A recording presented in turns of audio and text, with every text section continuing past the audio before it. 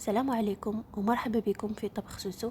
اليوم جبت لكم وصفة تاع كراتا بالدجاج والبطاطا، سهلة بزاف وتحضريها في نصف ساعة وما فيهاش مكونات بزاف. نروحوا مع بعض نكتشفوا المقادير وطريقة التحضير.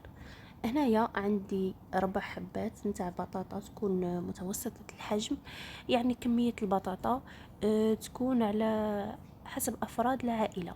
نقصها مكعبات كما راكم تشوفوا هنايا بهذه الطريقة، ونسخن الزيت ونقلي البطاطا عادي قلية كاملة. نملحها هنايا ونقليها قلية كاملة كما نعرفوا. وهنايا جبت مقلاة ودرت فيها ملعقة كبيرة نتاع زبدة و2 ملاعق كبار نتاع زيت، وجبت هادو لي دومي كويس وغادي نقليهم في هذيك الزبدة والزيت، نقليهم على كاع الجوانب كما راكم تشوفوا. وهنايا نملح الملح على حسب الرغبة. نزيد هنايا نصف ملعقة صغيرة تاع فلفل اسود، وملعقة تاع فلفل احمر، ونصف ملعقة سكينجبير او زنجبيل، ونزيد عليهم هنايا ملعقة نتاع توم بودغ، ونزيد عليهم نصف ملعقة صغيرة نتاع توابل خاصة بالدجاج، ونخلطها هنايا كما راكم تشوفوا.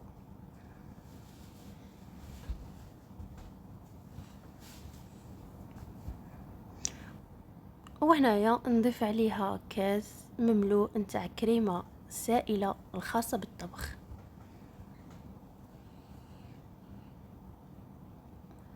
ونخلطها هنايا شوية ونخليها تطيب.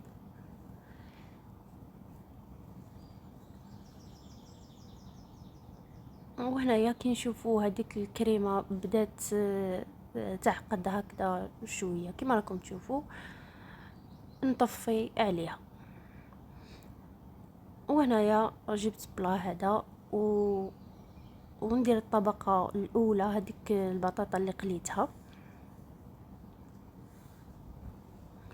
ومن بعد نضيف عليها دوك لي دومي كويس اللي كنت طيبتهم بفلا كريم فريش من الفوق كما راكم تشوفوا.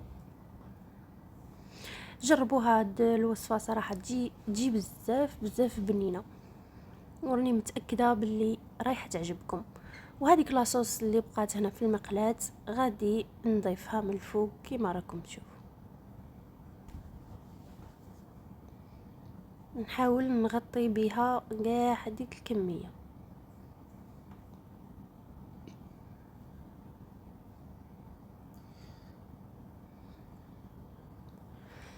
وهنايا نجيب حبة نتاع بيض ونضيف عليها شوية ملح، شوية فلفل اسود، شوية فلفل احمر، ونضربها مليح بفرشيطة كما راكم تشوفوا هنايا، ونضيفها من الفوق.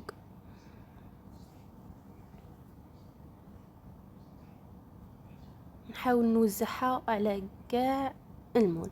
وهنايا نجيب جبن مبشور وندير كمية من الفوق لا بأس بها تاع الجبن.